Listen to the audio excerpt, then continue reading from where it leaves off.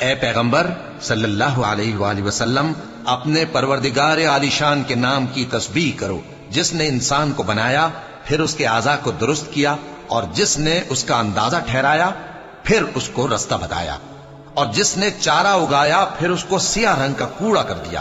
اے نبی صلی اللہ علیہ وآلہ وسلم، ہم تمہیں پڑھا دیں گے، پھر تم فراموش نہ کرو گے، مگر جو اللہ چاہے۔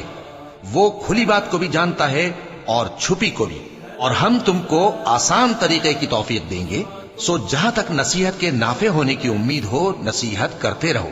جو خوف رکھتا ہے وہ تو نصیحت حاصل کرے گا، اور بے خوف بدبخت اس سے کترائے گا۔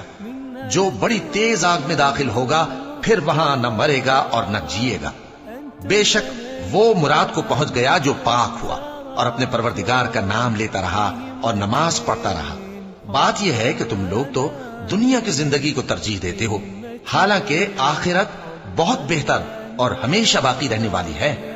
یہی بات پہلے صحیفوں میں بھی درج ہے، یعنی ابراہیم اور موسیٰ کے صحیفوں میں۔